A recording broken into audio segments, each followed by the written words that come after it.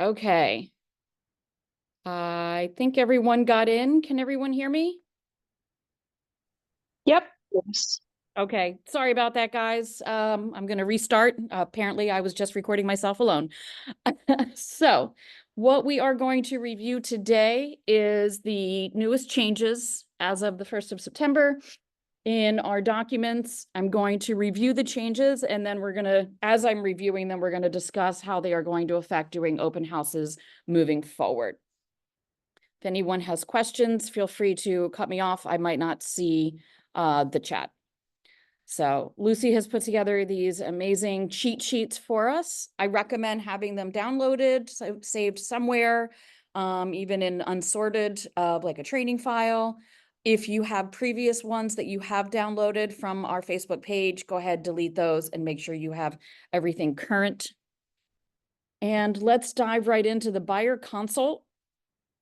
So must be filled out and signed prior to showing any properties. We've been doing this for a long time in theory. Now it's a very black and white conversation. And as we discussed this past Tuesday, this also needs to be done before we put anyone on any type of an email drip pertaining to their search. So if you're using RAIN, if you're using homes.com, whatever it is you're using to look at properties online with your clients, we need to have this filled out beforehand. So we're going to come right down to page 2, the compensation conversation. So we've seen a couple of versions come out in the months previous. This is where we are now. Do think that it will stay this way, but who knows? So compensation conversation, commission rates and/or fees are not set by law or by Real Estate Information Network. Commission rates are fully negotiable between broker and its clients. RAIN is not involved in any way in the negotiation of broker fees. So that is all well and good, and we're comfortable with that. The big changes here are taking a look at where you're setting your broker fee. What I find really interesting about the new conversation is we actually have an opportunity to negotiate as a buyer's agent for potentially more than we might have been making in the past when it was currently listed publicly in the MLS. So great conversation on Tuesday about these two lines. Basically, what we're looking at is setting a maximum and a minimum.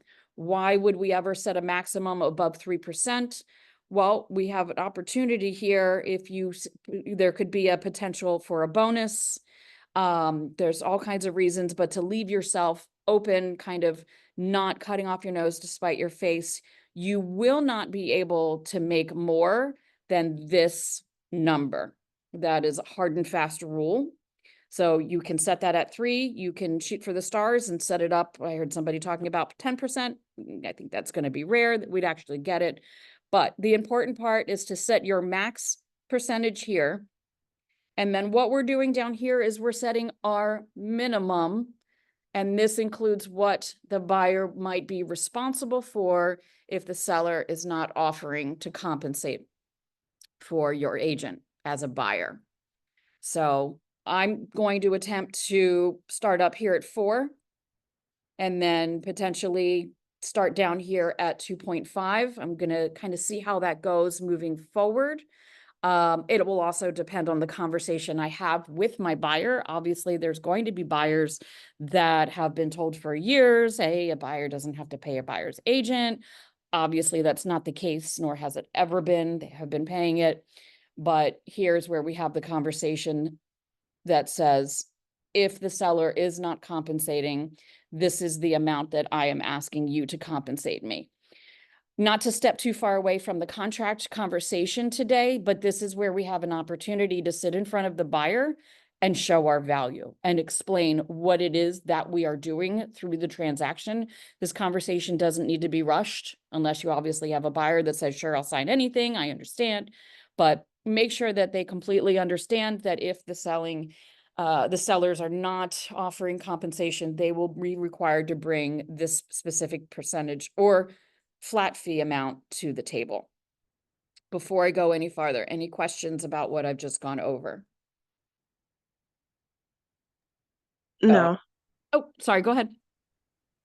No, I don't have any questions. The top line is for your highest amount that possibly, your lowest amount, and of course what the buyer is going to be paying, bring it to the table, and you can't go above that number on the well, you can't go above you cannot go above the top number. Correct. That's going to be, I'm looking at this as a maximum and a minimum. Exactly. Yeah. Now this can be negotiated as necessary. And you're going to do your due diligence before you show the property to find out if they are offering compensation from the seller side. And if you can find out how much, that will make things smoother. Make sure it's all down here on paper, even if it's by text or email, that's fine, but we still want to make sure that that matches what's on here. So coming up to the next document, we're going to breeze through here. Some of this has just changed where this is. We're used to seeing this part here at the bottom of a page. Now it's at the top. Just pay attention the first couple times you're doing this. Acknowledgement. All right. This document here is one that up until recently has not seen a whole lot of light of day, except for FSBO's specific situations. I actually recommend that if you're an agent that is doing open houses consistently, you're going to print the document that I just went over. You're going to print this, copies of it, and you're going to bring this to open houses. This is explaining to anybody coming to an open house that is not interested in potentially using you as their agent. I'm talking about a situation where you're doing an open house for the listing agent. I'll get to the other scenario in a minute. You're doing an open house for the listing agent, so you're not representing the seller, but this states you're not representing the buyer. And what that means is that the easiest way to explain it to somebody coming in the door is that you can only share with them public information. For example, you can have a flyer, you can have the MLS listing printed out for the consumer, not the agent one. And if they sign this, they can come through, they can walk through, they can try to ask questions, but you will only be able to answer information that is public. You cannot tell them anything about the seller, the needs, the timeline, anything like that, because you are not representing that person who came to your open house. So make sure that you have this with you. And I do think that this is great to explain. Hold on one second. This is a great way to explain, unless you're interested in having an agent in your transaction. If you are interested in that, you're going to sign the first document. If you're not interested in that, you're going to sign this, and then you're literally kind of going to have to shut up. I also really recommend that you do have neighbors. If, like, I like to do a good neighbor hour, I can just very well explain to them, this is actually the opposite of signing an agreement with me. This means we have no agreement. And once this is signed, then you may view the property. If somebody really pushes back, my go-to will be, this is a private property. And as a result of that, and as a result of the laws surrounding how we practice real estate, one of these documents needs to be signed before coming in.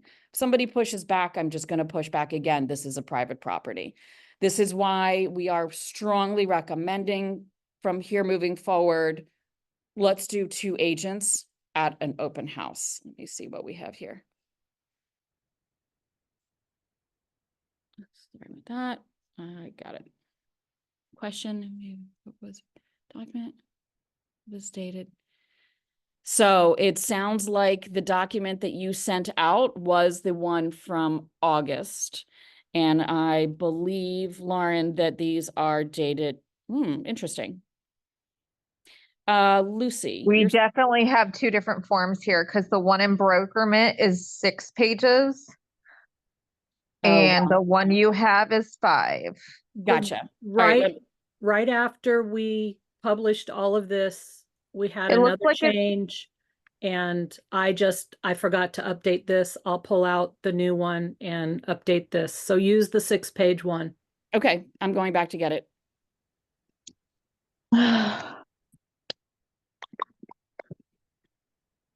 Let me see. I don't know why that's doing that. Give me 1 second, guys. I'm going to pause the share for a second.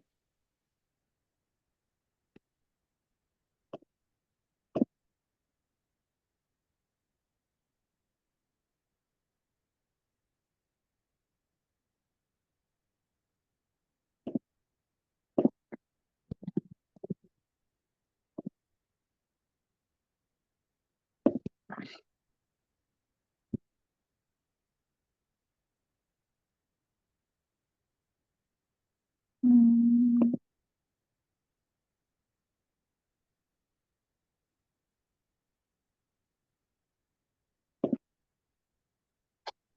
Okay, so the one I'm in now, it's a little bit, it's in a different order. Um, but I'm in the CDIF. This is September dates on the bottom. So bear with me while we come back to, it's what's up? our buyer broker is 6 pages in brokerment too. Is it a font size difference? Hmm.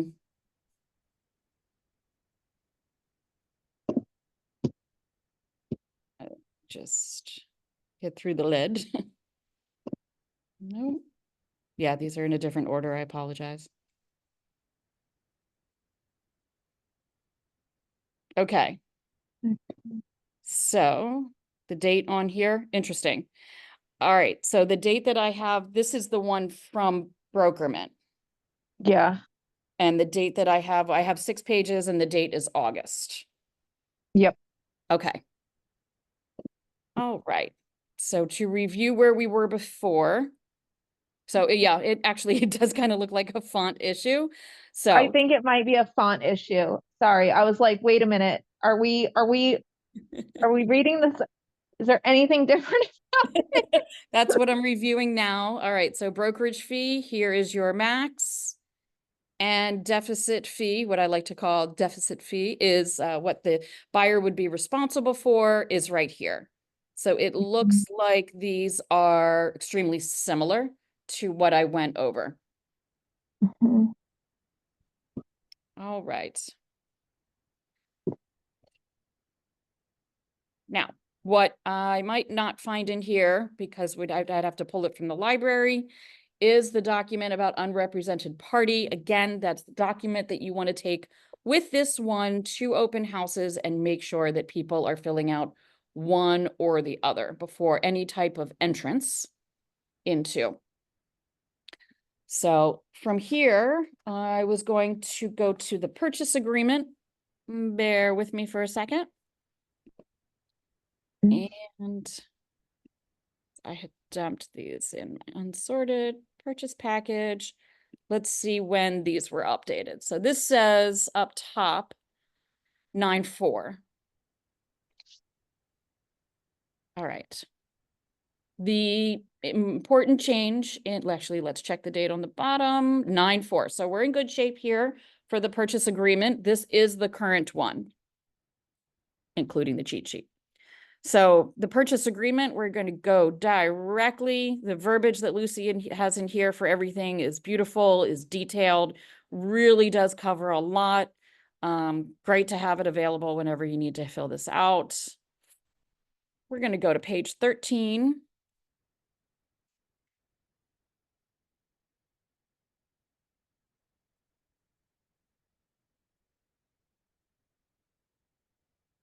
All right, brokerage fee. This is where we are negotiating our compensation and asking the seller to pay our brokerage fee. Pretty straightforward. Put it in here. Again, try to find out what you can from the other side. If you're flying blind, I say go for the max. This is something that can be negotiated. So put in here, you can put in what your max was, plain and simple, or if you're doing a flat fee, lump sum.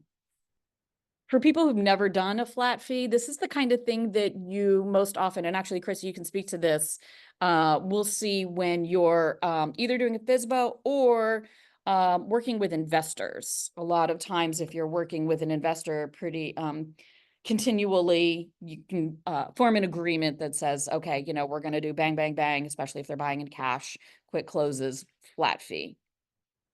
Chrissy, do you have anything to add to that? Okay. All right, so that is the biggest change. Other provisions, always take a look at this. I love the verbiage here. Seller agrees to resolve any and all association violations prior to closing.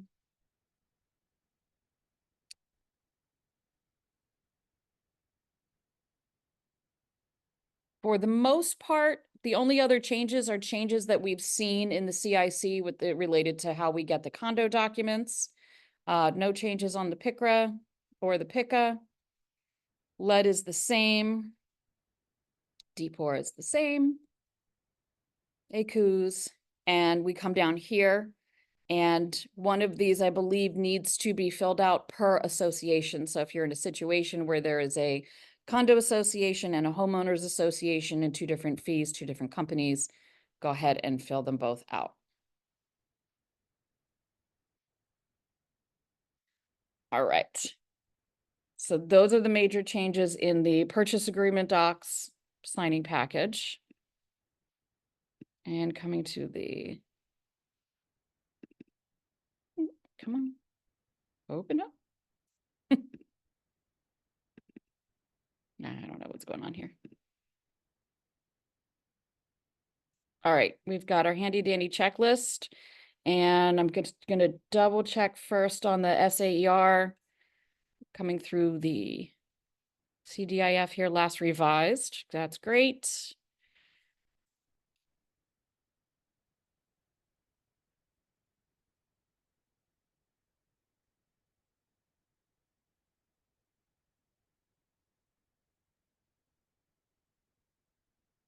All right, so our date here is September. This is the current SEAR for our listing agreement package. And we're going to come down here. This has been cleaned up a little bit since the incarnations beforehand. So for our brokerage fee, this first line here is where we are after having the conversation with the sellers and have come to an agreement about what they're going to offer. Plain and simple, you're going to put the full amount here. So if you have a seller that has said, yes, I will pay 6%, 3 to you, 3 to the other side, you put the total right here because we identify the splitting in a later section. And then this is great to have here if you let them know that, say we're going to have, we could potentially have a buyer unrepresented. In that scenario, for myself, I've decided to take 4% instead of 6% in splitting. I'll take the whole 4% from my side, and we have the conversation about how we will not be representing the buyer, but we could potentially be helping them with ministerial duties, with paperwork alone, absolutely no negotiating. So this number here is important. If they do decide to sell it a different way than using us, we're still able to be compensated. And then in other provisions, this is. Can I jump in real quick, just for a Yes. second? Back on the, if it's an unrepresented buyer, Mhm. you're not gonna put 4% there, you're gonna put 1% there. Because it says in addition to. Oh, my bad. Okay, I didn't see that. In addition to the brokerage fee. Yeah, that has been agreed to above. So if you've got 6 up there, and you're gonna need to be using the language in other provisions. Yep. But if you've got 3 up there, then you're gonna want to put a 1 in the second one for a total of 4, because it's an in addition to situation, not an instead of. Okay. Perfect. Instead of, I think previously we had to type that out. I like that.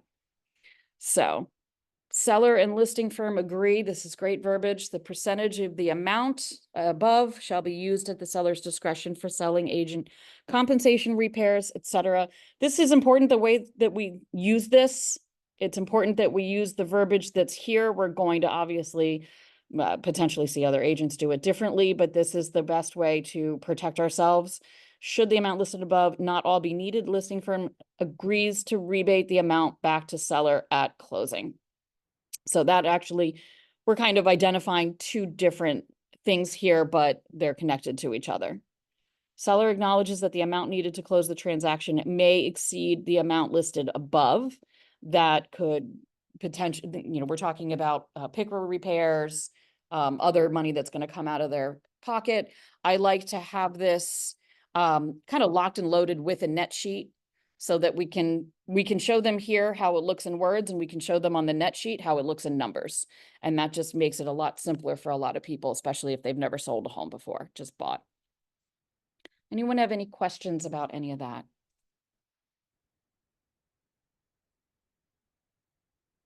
All right. So we're going to come to the data sheet. So in this agreement, let me just check the date on the bottom. This is important here. Leave this negotiable, leave it blank, because otherwise you're locked in. Other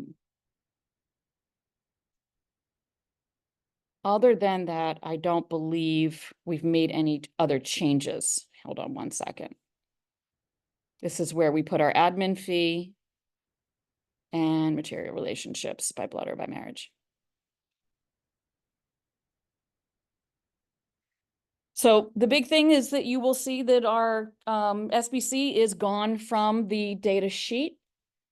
What is important to note, let's come down to our disclosures, is that we have a few more options here.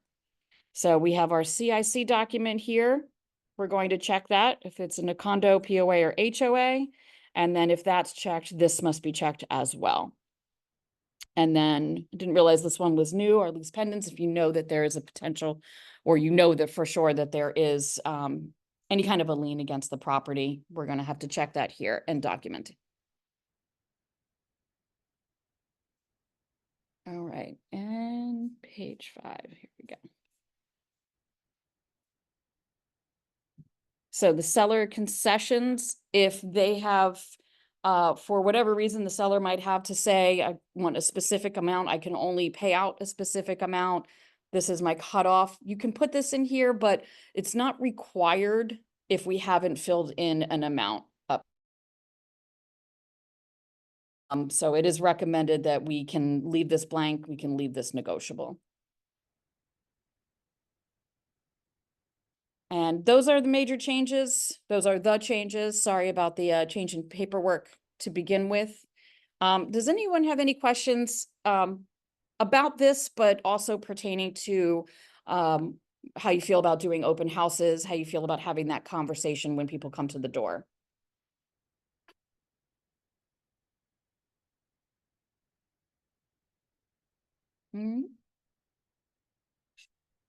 Okay. Well, I appreciate you guys all coming to this class. There's going to be bumps in the road. Let's use each other, rely on each other, spitball ideas back and forth to each other. But having these cheat sheets really sets things out in black and white. And let's go sell some houses. Thank you.